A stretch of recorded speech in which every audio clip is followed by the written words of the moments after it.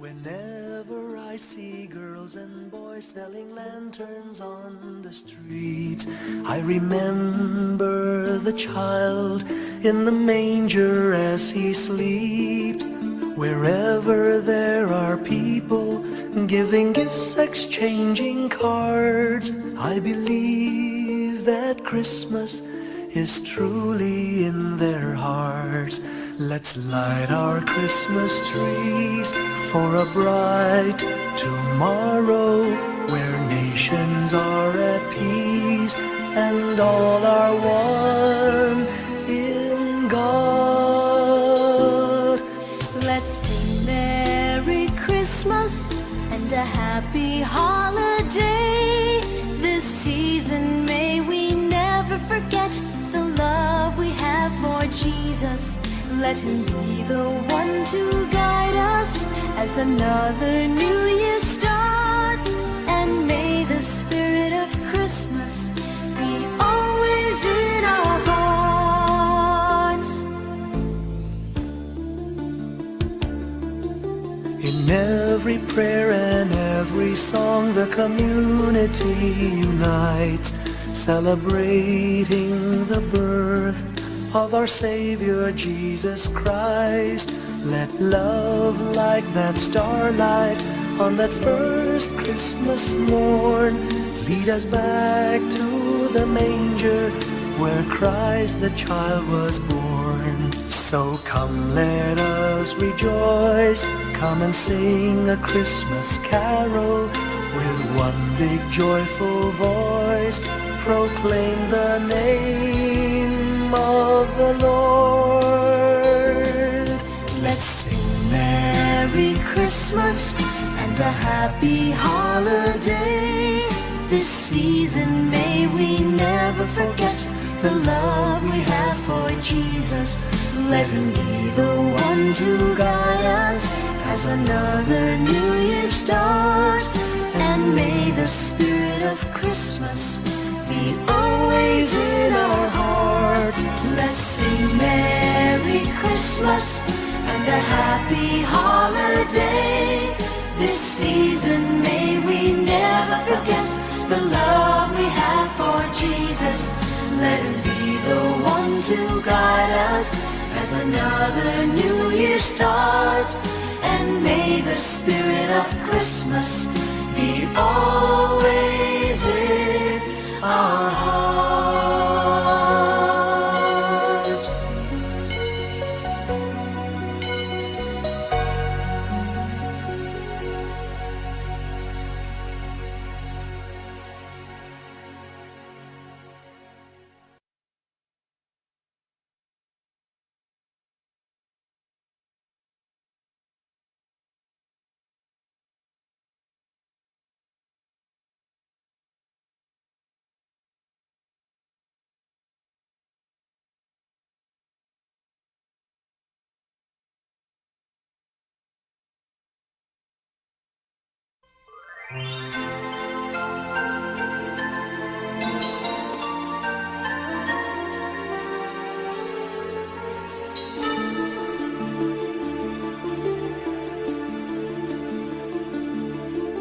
Whenever I see girls and boys selling lanterns on the streets, I remember the child in the manger as he sleeps.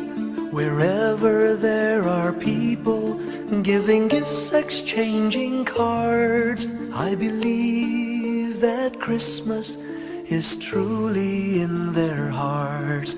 Let's light our Christmas trees for a bright tomorrow, where nations are at peace and all are one in God. Let's sing Merry Christmas and a happy holiday. This season may we never forget the love we have for Jesus. Let him be the one to guide us as another new year starts. And may the spirit of Christmas be always in our hearts.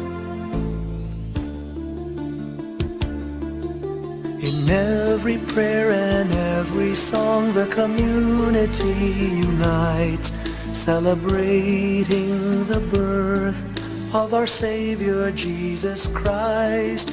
Let love like that starlight on that first Christmas morn lead us back to the manger where Christ the child was born. So come, let us rejoice, come and sing a Christmas carol with one big joyful voice, proclaim the name of the Lord.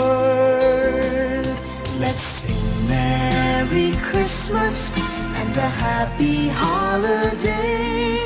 This season may we never forget the love we have for Jesus.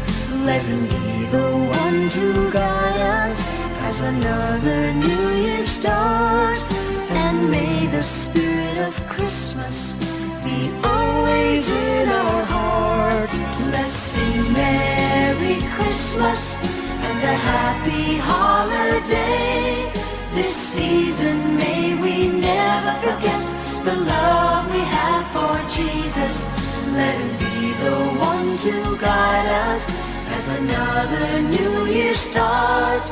And may the spirit of Christmas be always in our hearts.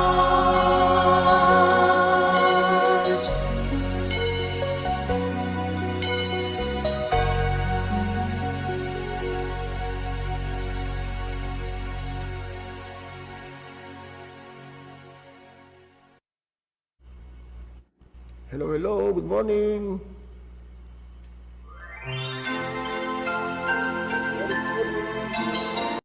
Ayan.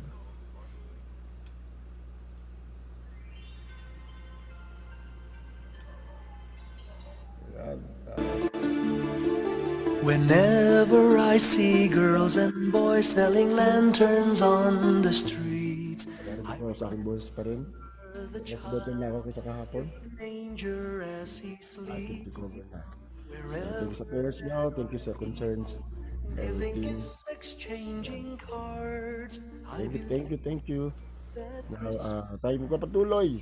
So, good morning po sa mga maagang gising. Nandiyan na po si our si Presi Cagiat bright at si tomorrow Sister Nene Santos. Yan, share, tag, tag. and all our Application and counting. in Ayan. God. So, thank you for your prayers. Christmas, We are committed to push for this. Sabi ni Lord will sustain us. Amen. Ang ating may gawa pa kami, pero God's good. Tayo. Kaya, I need this week. Kung marami kaganapan, kailangan natin i-fulfill. Amen. Ngayon nandito tayo. So, good morning po. Sa pagdating pa natin mga mag-birthday ngayon. Simula pa lang para In every prayer and every song, the community unites, celebrating the birth. happy birthday si Manny Pacquiao. Di ba? Birthday ni Manny Pacquiao eh. Let love like that starlight on that first Si Dinsan Pacquiao. morn lead us back to the manger where Christ the child was born. So come, Siya na kilala. let Anyways, us rejoice, come and sing a Christmas happy birthday sa mga nagbe-birthday. One At big anniversary. Alam ko may anniversary na ngayon. proclaim the name Anniversary. Alam ko sometime of yun. the Lord. Dennis Bert. Kasi Merry Christmas and a Happy Holiday. alam natin na Season may we every never occasion. Yan ngayon, ito nga na sa baggabi, umaga sa umaga. let him be the That's one excited to guide and us feeling this. another Sora Marita, good morning. and Kaya ano, Mrs. Pastora Marita. Sunella Clemente, good morning. Yan, devotion po tayo. So, let's pray mo po. Father God, salamat po sa umagang ito. Salamat po na po sama-sama na kami muli. Talagang na, Lord. Hindi mo po, Lord. I pray na, Lord. Ito sa mga things. Your grace and promise of your glory. And the rest of your glory. Praise to Jesus Christ. Amen. And so, tayo po isa sa panood. be always in Worship our God.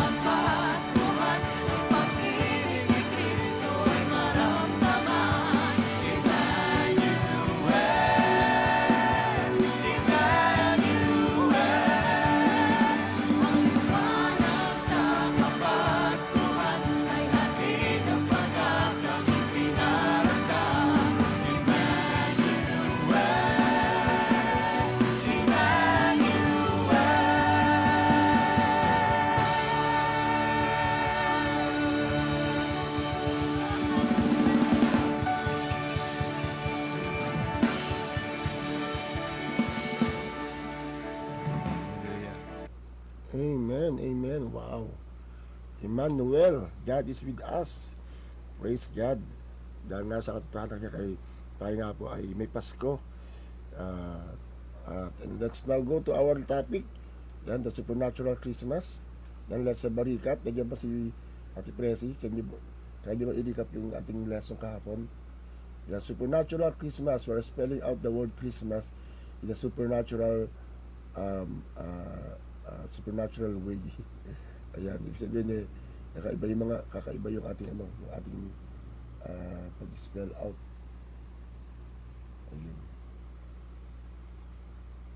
Ayun, okay. So, supernatural Christmas. Yan, ano yung letter C?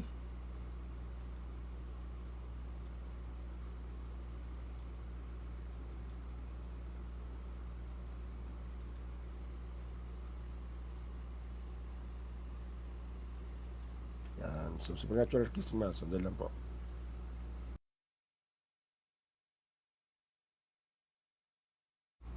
Religious Music Christmas Mix from Spotify.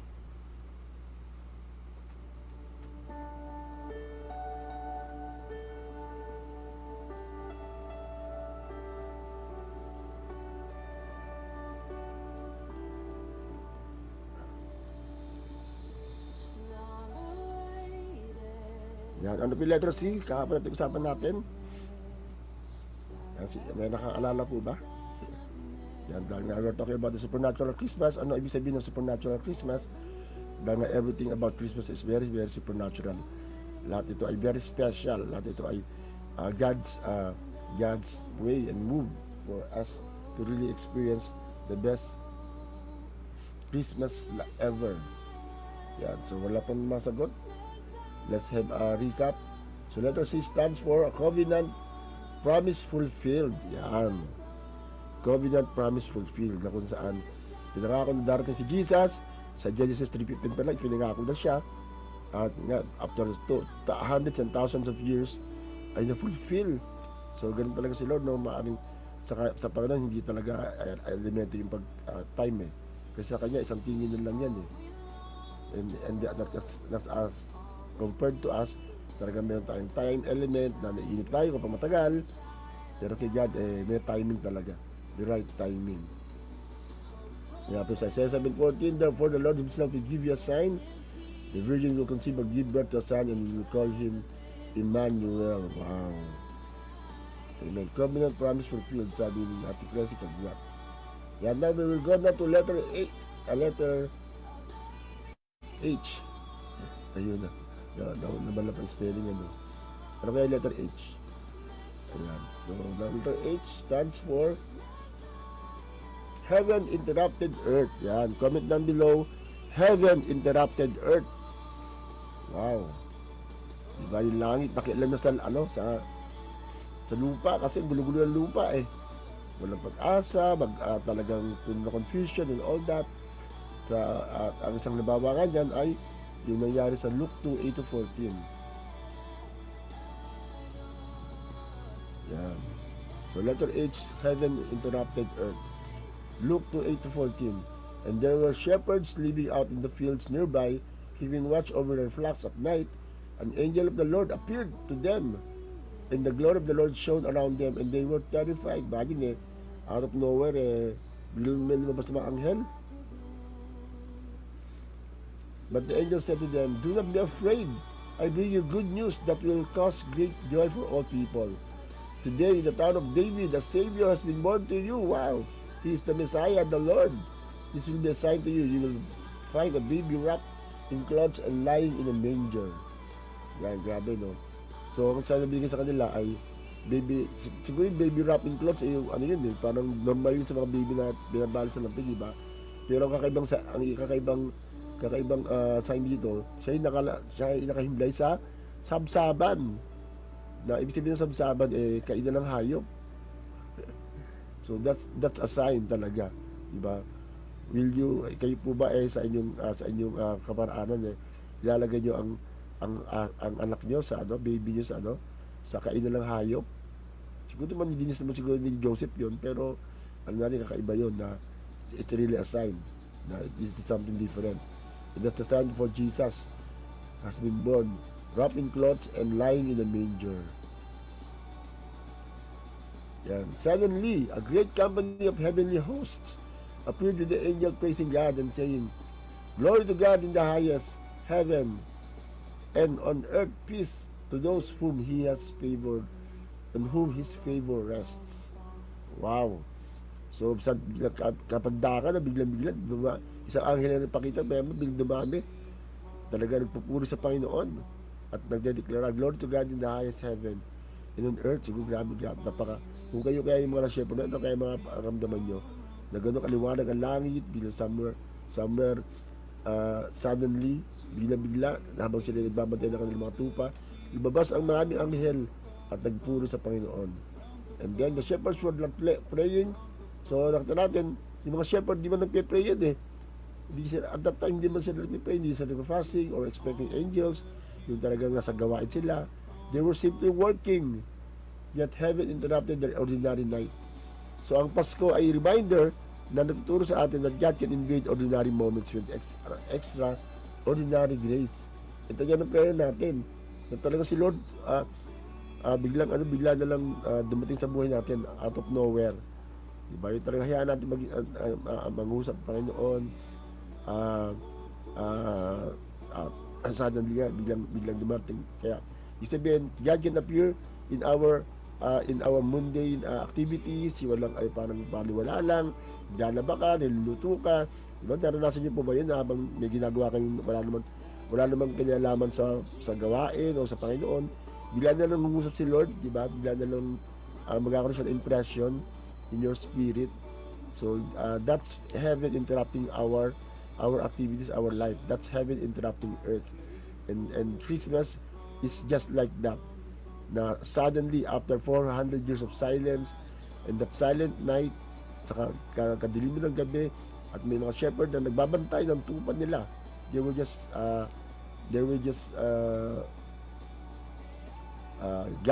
guarding their sheep. Binabantayan lang nila, and then suddenly, sila yung pinakamapalad na tao that night, na nakaalam ng unang nakaalam ng Pasko. Diba, in-share nga ni Pastor Maricel, may 3 grupo ng tao ang naka-miss ng Pasko. Nasa harapan nila, na-miss pa nila. Ang pinakamatindi na share ni Pastor yung innkeeper, o nga naman, yung innkeeper, hindi niya na sense na dapat sana nagbigay niya na yung si Mary ng mga anak sa magandang lugar. Pero ang in-offer na lang yung samsaban. In fact, ang impression pa yung anak niya ang naawa yung anak niya sa kay Jesus, doon nila sa pinatuloy sa samsaban kaysa wala silang matiran. Parang ganun. Anyway, kwento-kwento lang yan, pero at least may katotohanan, mayroong possibility, di ba po? Kasi walang tumanggap ni Jesus, hindi nila na perceive na Jesus is the promised Messiah. Pero ito nga po, excuse me, ay dumating ang angels. An ordinary night, shepherds were doing routine work. God often comes and life feels normal and uneventful. Yan, so ordinary night, ordinary work, may ginagawa ka, and then suddenly the Lord will appear to you. Ganyan yung nangyari kay Mary, di ba? Habang nagpapahinga siya or something like that, appear ang angel out of nowhere, and then the Lord talked to her about the promised Messiah. At ganoon din si Lord sa atin, na ang Pasko ay supposedly is to interrupt us. Kaya na, maganda ngayon, bibigyan tayo panahon para sa Pasko, kaya lang, ang problema, kaya tayo bibigyan tayo para sa Pasko, para mag-celebrate, para mag-party-party, para mag-exchange gift, para mag-pasyal-pasyal, wala naman masama doon. Pero kung hindi natin hayaan si Lord na mag-intervene sa ating kalagayan, then we are missing Christmas. We're missing the purpose of Christmas. So, I pray na this season, kaya nga meron tayong time to reflect like this, umaga. At least maramdaman natin na this is really about Christmas.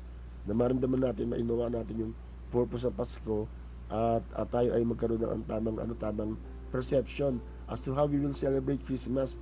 Hindi lang sa regalo, sa party and all that, kundi mas magkaroon tayong deeper understanding about the Lord. Magkaroon tayo ng time of reflection as to how special Christmas is to you, kung paano si Jesus ay talagang, kung ikaw ba yung nasa panahon ng si Jesus na si Mary at si Joseph na naghahanap ng tutuluyan, kung kayo ang kakatukan niya, ay pag siya may papapasukin nyo sa yung tahanan, o sasabihin nyo, naku, busy kami, o puno na kami, ganyan-ganyan. Di ba nakakalungkot nga ang tao ngayon dahil sa kabalahan, walang panahon para kay Kristo, dahil sa kabalahan, kahit Pasko mismo, ay na overpass. Sabi nga sa sobrang kabalahan ng maraming tao, they are too busy to celebrate Christmas, when in fact, ang kabalahan nila tungkol sa Pasko, di ba? Activities dito, activities doon, shopping dito, shopping doon. Kaya nga merong kwento po, di ba, na noong December 24 nagkaroon ng Christmas rush. Naranasan niyo po bang mamili ng ng 24? Ako naranasan ko mga ilog lang. At least twice na ako nagkaroon ng Christmas rush experience sa Divisoria at summer pa. Talagang napakaraming tao, siksikan and all that. Talagang lahat nagmamadali. Tapos ang sabi na after ng Pasko, may nakitang tao na matay, natapag-tapakan daw ng tao. Tapos ang description yung tao na to ay merong butas sa kamay niya at sa paa at sa tagiliran. So meaning to say it's the Lord Jesus Christ. Of course, lang to, symbolic lang to, na sa kabala ng tao, natapak-tapakan na siya, nakalimutan na siya, anday lang kung ba't may Pasko. So let's allow heaven to intervene in our life right this Christmas. Allow natin siya na mangusap. Kaya nga sana po huwag maging dahilan ang ating mga activities sa Pasko para hindi tayo magkaroon ng time to Lord. Kaya nga ako, kung meron akong gustong ibalik na tradition sa church, yun talagang priority natin ang Panginoon every Christmas. Hindi yung activities natin, hindi mga lakarin natin. Kasi after all, it's about the Lord, di ba? Christmas is about Jesus. Hindi naman sa mga reunion, hindi naman sa mga activities natin. Although that's also connected, pero it's all about Jesus. Kaya nga, that's why I encourage to have service on Christmas Day itself. Kasi birthday niya, tapos siya nakalimutan natin. Di ba? Ironic, di ba po? Na yung para sa yung birthday celebrant na nakalimutan natin. Tapos we just go along a day, mamasyal, imit ang mga inaanak and all that. At nakalimutan nga, sabi nga, may nagtanong, sabi nga, pwede bang nagbabudget ka ng mga regalo para sa Pasko? Pwede bang magbalot ka rin para kay Jesus? Kung kayo magregalo kay Jesus, ano kaya regalo nyo? Ano yung bibigyan nyo? May maraming paraan, di ba? Meron bless sa family this Christmas, na pag nagbigay kayo sa mga mahirap o sa mga taong bless natin, nagbigay na rin kay Jesus, sabi nga nila. Excuse me. Sorry po. Ayan. So number 2, a supernatural interruption. Suddenly, angels appeared. God breaks in when He chooses, not when we schedule Him. O, diba?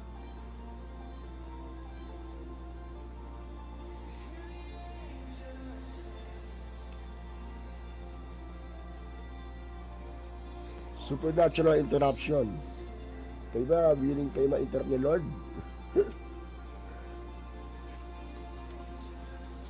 Minsan yun ang dilemma natin ako bilang pastor pag may gawain minsan hindi mo control, di ba? Pero pag nag-move si Lord, kailangan i-allow mo di ba? Pag nag-usap si Lord, kapag nagkaroon ng puspusan and all that, dahil nga kapag si Lord na kumilos, you just get out of the way and allow God to move. Ayan, kahit sa buhay natin na let there be supernatural interruption na ang Diyos hindi naghahanap ng schedule natin yan. Diba tayo gusto lang natin na nasa si Lord kapag scheduled. For example, nagre-revival night tayo, ganyan, para kumilo si Lord. Pero kung si Lord talaga tutuusin, anytime, God can move. Actually, yung panahon ng revival, naranasan natin yun, di ba? Anytime, anywhere, napupuspos tayo. Anytime, anywhere, naranasan natin si God. Dapat ganun din talaga sa ating buhay, sa araw-araw nating buhay, sa ating mga tahanan, naranasan natin si God, hindi lang sa church, kundi kahit sa ating pang araw-araw na buhay. Talaga sabi nga ng isang book ni Brother Lawrence, practicing His presence. Diba, kung mababasa niyo yung libro na yun, ito siya isang monk na naranasan niya Diyos habang siya ay naghuhugas ng pinggan. O diba? Wow! Imagine, habang naghuhugas ng pinggan, naranasan niya ang Diyos. Could it be possible na talaga mangyari yun talaga yun sa atin? Habang naghuhugas ka, nag-worship ka, bigla talagang maranasan mo si God. And ako, I experienced that. Naghuhugas ako pinggan, maiyak na lang ako, napupuspos ako, talaga maranasan ko si God. And that's very, very powerful and comforting. Lalo ngayon sa kalagayan ko. I really need more of that in my life. Na sa paano ako nag-iisa, paano ako no one around me, mas maranasan ko si God. And that's the best experience that we could ever have. Na talagang si Lord mag-invade ng ating personal life, mag-invade ng ating oras, mag-invade ng ating buhay. Amen? Ayan, yun lang po. Ang flight pay. Ay, Roman Day Wi-Fi supply. Why di ma? So, di natin in-schedule si Lord ako lang kikilos. Pero, the more we will come to Him, yan, pag sa prayer natin, sa devotion natin, you allow Him to move, then He will move. Ganun na naman si God. Kaya nga, di ba, si Jesus Christ, hindi niya pinira sa sarili niya sa mga tao. Nung unang dating niya rito, di ba, suppose, kung maaari, di ba, dapat ipinanganak siya sa best option, sa palasyo, sa magandang bahay. Pero hindi, di ba, tinanggihan niya siya sa mga sa mga tuluyan. Napunta siya sa kulungan ng hayop, imagine. Of all the places na pwede siya panganak, yung kulungan ng hayop ang naging lugar niya. Pero ang natin, dahil nga sa nangyari yun, na ang kulungan ng hayop ang kanyang naging lugar na kung saan siya pinanganak, naging special yung ganung senaryo. Diba? Kaya tayo, bibili pa tayo talaga ng diba, ng mga nativity scene, ang kasama ni Jesus Christ, mga hayop, barn, may binili nga akong isang set, nakakatuwa talagang may mga daming hayop, tapos may mga yung parang pagkain ng mga kabayo and all that. Yun talaga senaryo pero sa pamamagitan nun, naging special ang sabsaban, naging special ang manger, naging special ang kulungan ng hayop dahil kay Jesus. At ganoon din ang pwedeng gawin ni Jesus sa atin. Pag dumating siya sa buhay mo, kahit gano'n ka man kasimple, kahit gano'n ka man kababa, itataas ka ni Lord, magiging special ka. Amen? Magiging special ka because the Lord has come into your life. So kung gusto mo maging special Pasko mo, invite Jesus into your celebration. After all, it's about Him, di ba? Hindi naman si Jesus ang nakakalungkot kapag nagsa-celebrate tayo ng Pasko, tapos ang hindi invited sa celebration ay si Jesus. Diba, ironic yun? Party dito, tapos inuman pa, talagang kulang taro sa kasiyahan, sabi nga. Tapos ang wala sa schedule, di ba lang nag-pray, ay si Jesus. Ang wala sa invitations list. Samantalang birthday niya yun, samantalang we're celebrating Christmas because of Him. So that's why we need to make sure na siya talagang sentro ng ating mga celebration. Thank you, Dr. Sally. God is with me. Amen. I receive that. Yan. So, heaven interrupted earth. May God interrupt our life, our situation right now. Kahit yung mga may sakit dyan, katulad ko, let us be healed in Jesus' name. Yan. So, a heavenly announcement. Yan, di ba? Suddenly, the angels appeared, di ba? The message was good news for all people. Heaven came not to condemn, but to proclaim salvation. Yan, kapag dumating si Jesus, ang purpose niya ay tayo ay deklarahan ng kaligtasan. Kaya hindi guilt. Siyempre kung ikaw man makakita ka ng angels, siguradong ang isipin mo ang kasalanan mo, di ba? Pero hindi It's God's declaration of salvation. So don't ignore divine interruptions in your life. God may want to change your life when you least expect it. Be spiritual alert. So let's be sensitive sa pagkilos ng Diyos sa ating pang-araw-araw na buhay. Diba? God may be interrupting us. God may be leading us to something, to someone. Diba? May pinapausap sa si Lord. Merong sinasabi si Lord na gawin mo. Let's be sensitive on that. And that's how God will really move in our life. Kapag inahayaan natin siya na kumilos sa ating buhay. So, let's not ignore those divine interruptions. Let's welcome them for the glory of God. And everyone say, Amen and Amen. Kaya kahit sa church, yan na, naway maging natin na talaga maging sentro ng ating gawain niya si Lord. Yung more on His presence, more on reflecting on His goodness. Kaya I really admire those people, those churches na talagang bibigyan ng panahon for Christmas celebrations and manggabi and all that. Kaya ganun din tayo. Maybe give time for God, give time for activities or events that focuses on the Lord. Kaya may magawa tayo during this Christmas season. Meron tayong tinatawag na 9 days of supernatural Christmas. Isisimulan natin ito umaga. Kaya praise the Lord sa mga gumising ng maaga para na makinig at makisama sa ating devotion na ito to remind us that this is all about Jesus. It's all about Him na talagang gustong baguhin, gustong ayusin ang ating buhay, gusto tayong pangunahan at ayusin ko naman ang mamali sa ating buhay. Kasi nga, kapag nag-intervene si Lord, alam natin may mangyayari. By heaven interrupted earth, suddenly, ang mga shepherds na wala namang talagang ginagawang spiritual, biglang na lang lumitaw ang mga angels. Pero ano kaya pinag-usapan nila that time, no? Ba't kaya bigla silang kinausap? Siguro nagkukwentuhan din sila. Tapos sa pinagkwentuhan siguro na yung kanilang desperation sa buhay. Diba yun, sila under the Roman rule. Dahil nga sila yung pinaka-lowest of the people, sila yung pinaka-disadvantage eh.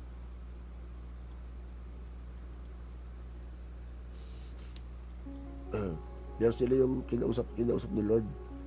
At sila yung nakaalam ng unang pagkakataon na malaman na si Jesus Christ ay pinanganak na that time. Yung mga wise men late pa sila dumating pero itong mga shepherd, right on that night, sa gabing iyon mismo, kumbaga wala iba, ang mga shepherd sabi, yung mga wise men sabi, nasa bahay na si Jesus nung sila dumalaw. Tapos pero itong mga shepherds, right on that night, on that silent night, and let us allow God to break our silent night, na talagang in time alone with God, kahit nag-iisa ka, kahit nalulungkot ka, allow God to move in your life, allow God to really intervene and change the direction of your life for the better. Amen. Ngayong taon, kaya ngayong sa papasok na taon 2026, may we allow God to really, to really, if we need to be redirected, let us be redirected. Amen. Yung mga plano ni Lord na mangyari sa ating buhay. Not our plans, but God's plan. Yun naman talaga yun Kaya gusto mag-interrupt ni Lord sa ating buhay, para mangyari yung kalooban niya, hindi kalooban natin. Diba kasi pag kalooban natin nangyayari, sabi ng Bible, ang dulo niya, distraction Pero pag kalooban ni Lord ang nasusunod, alam natin, maganda yung nangyayari. Resulta. So, allow God to be God in your life. So, Christmas is heaven stepping into human history.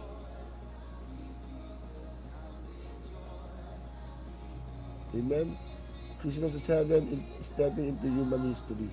Yan, sinasabi natin, nahati ang history between Jesus before Christ and in the year of the Lord, Anno Domini.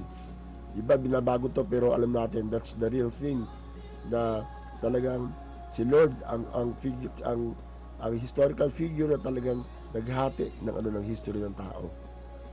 So no one can contest that, no one can challenge that. Si Jesus Christ talaga ang figure na talagang nag-divide.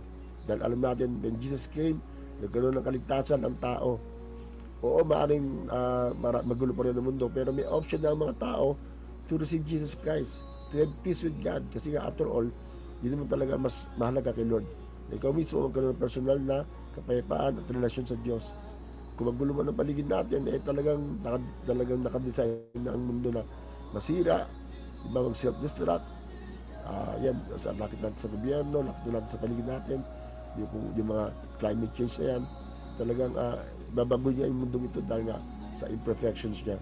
Pero tayo, ang mas mahalaga na maging sensitive dun sa pagbabago na yun. Na ikaw mismo talagang ma-spare the Lord sa mga napipintong mga distraction o napipintong mga uh, kaganapan na talagang hindi na natin mapipigil, and that is the second coming of the Lord Jesus Christ. The last Christmas, sabi nga, that will be the last Christmas, sabi sa kantang Huling Pasko, na darating ulit si Jesus as King of Kings and Lord of Lords. At yun na nga, mangyayari na nga yung gusto ng mga tao na noon pa man, yun ang gusto nila mangyari. Kasi Jesus Christ ay maghari sa mundo. And sa second coming niya, ganoon na mangyayari. Siya maghahari as King of Kings and Lord of Lords. Wow! Because Christmas is heaven stepping into human history. Pangalawa, God interrupted an ordinary night to announce extraordinary grace. Yan, lahat ng ating ordinary night pwedeng maging extraordinary. In fact, ako naranasan namin yung madalas sa gawain. Yung simple lang kantahan, parang the usual flow ng service, pero doon kumikilos si Lord sa mga kaibang kaparaanan. Naranasan namin madalas lang yan, na soaking, na simple lang share, not so much fanfare, pero God will move. Kumbaga, God is the respecter of person talaga. Kahit sino yung salita, gagamitin ni Lord na pagkakataon niya para mabuksan ng isang katotohanan, and for us to receive it, and for us to receive His presence. At ganoon din tayo. Kaya nga, hindi tayo nakabase sa mga speaker o sa mga spectacular individuals, kundi basta tayo nakabase sa kayang gawin ng Diyos, no matter what the situation is, no matter how ordinary our services are, even us as people, God can still use us and move among us. Kaya nga, isa din yan sa katotohanan, di ba, na ordinaryong tao, tinawag ng Diyos upang gamitin sa extraordinaryong paglilingkod. At kahapon nga, for example, ay in-honor natin si Pastor Jun on his 60th birthday. Talagang hinangaan ko si Pastor Jun na nagbigay ng buhay sa Panginoon talaga. Literally speaking, na iniwanan niya ang kanyang comfort zone, ang kanyang pamilya, ang kanyang ministry dito sa church, to pioneer a church in Tarlac, which is not so easy. Hindi namin mag-struggle niya, pero tuloy pa rin siya. Talagang nagpapatuloy. Kaya nga, although di na-declare na magkaroon siya ng asawa, wala naman imposible, kahit na 60 years old na siya, baka meron kayong gusto i-recommend.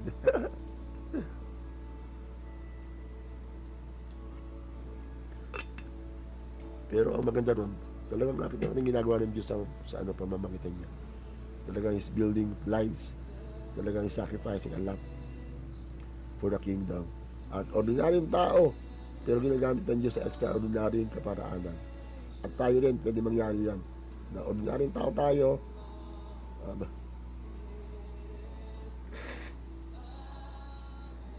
excuse me po, hindi naman ano, that God can interrupt an ordinary night, ordinary people, to announce extraordinary grace. Wow! Thank you, Lord, for that. At pangatlo nga po, salvation is heaven's initiative, not man's invention. So, yung kaligtasan ay ang Diyos mismo ang nag-initiate. Hindi gawa ng tao, hindi kaparanan ng tao. Kasi nga, di ba, ang relihiyon ay kaparanan ng tao para maligtas. Pero ang Diyos ay relasyon. Kaparanan ng Diyos na siyang bumaba mula sa langit dito sa lupa para tayong abutin. Dahil kung tayo aabot, hindi natin kaya talaga eh. Diba? Sabi nga, for all fall short of the glory of God.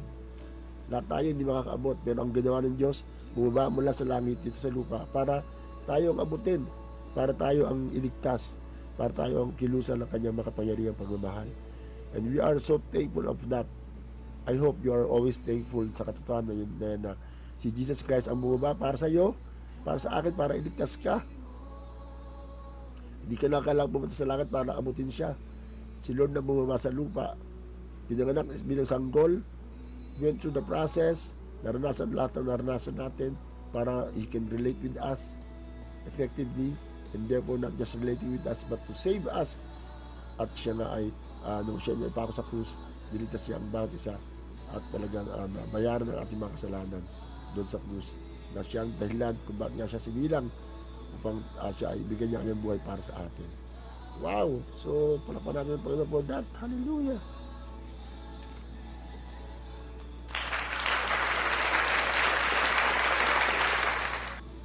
So, heaven interrupted earth. Yan. Hello, Kuya Ronald. Are you thankful na si Lord ay dumating sa buhay niyo suddenly? Diba? Out of nowhere. Alam ko marami sa atin, maraming kaligtasan na kakaiba.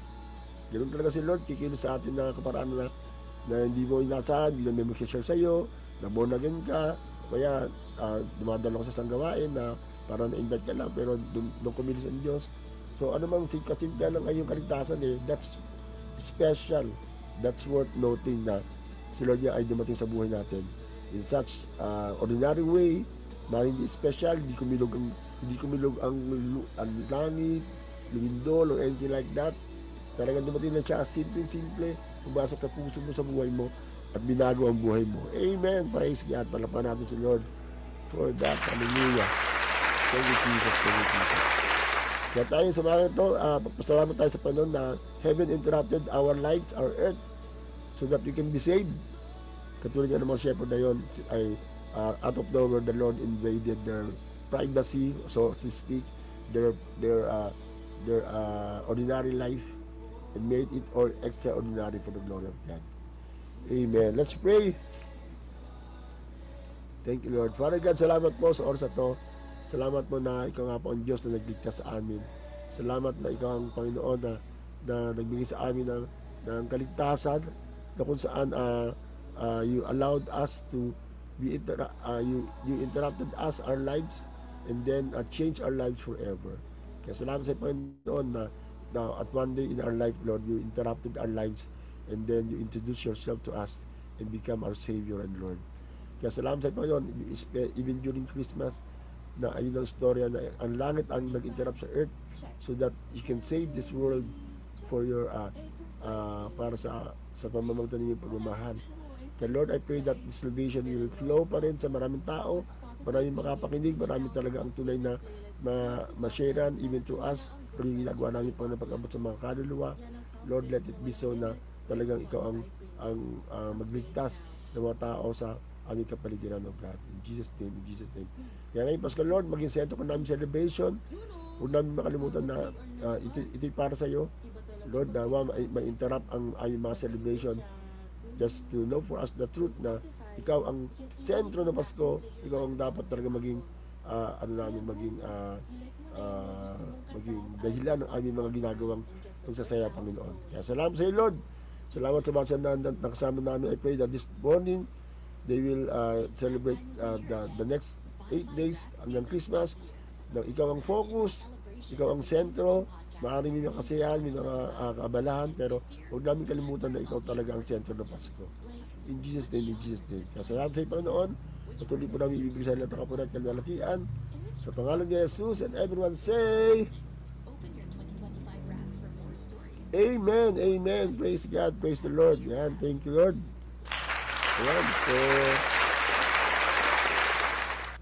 Ayan, so tayo pa sa mga magpapaalam, pero before we leave, ayun nga, patuloy namin pinapromote ang ating Blessed Family this Christmas.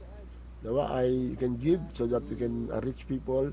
Hopefully sa Sunday ay makapag-invite tayo ng mga tao, mabibless natin. So can we encourage you na tumulong sa pag-raise? You can give that to our GCash, sa mga group chat at sa aming mga timeline, yung instruction as to how we will give para sa bless a family this Christmas. We want to bless families that they can know that God is still the Savior of the world. God is still the center of Christmas, at talaga ang Diyos ang siya ang dapat nating i-celebrate ngayong Pasko.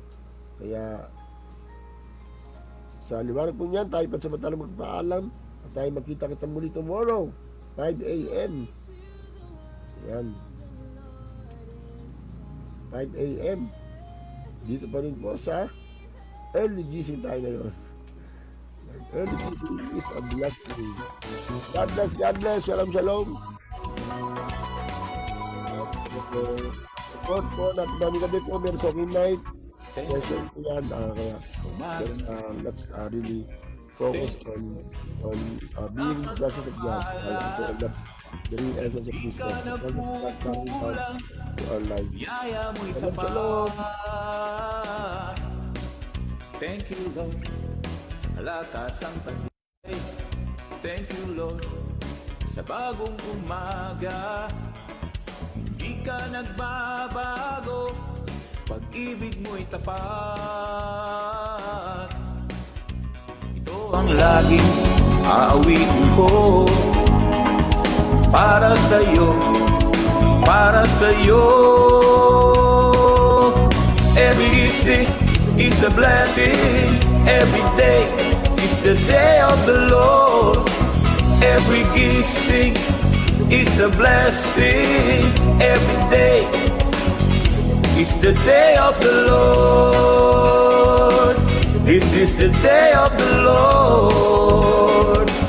This is the day of the Lord. This is the day of the Lord. Thank you, Lord, sa umagang kay ganda.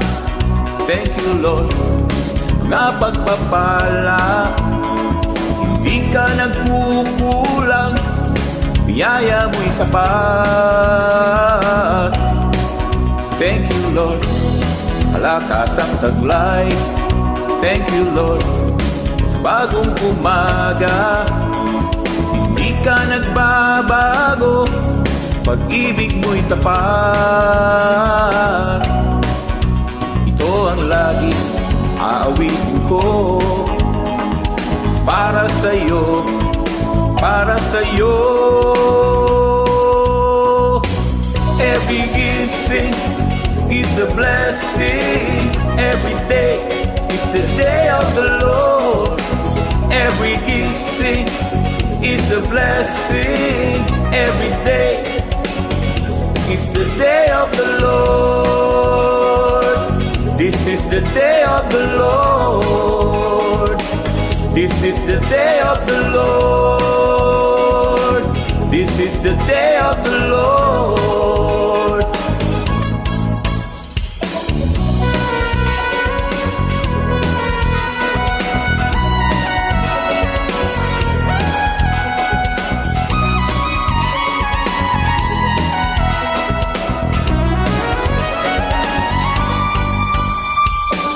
Every gising is a blessing, every day is the day of the Lord. Every gising is a blessing, every day is the day of the Lord. This is the day of the Lord. This is the day of the Lord. This is the day of the Lord.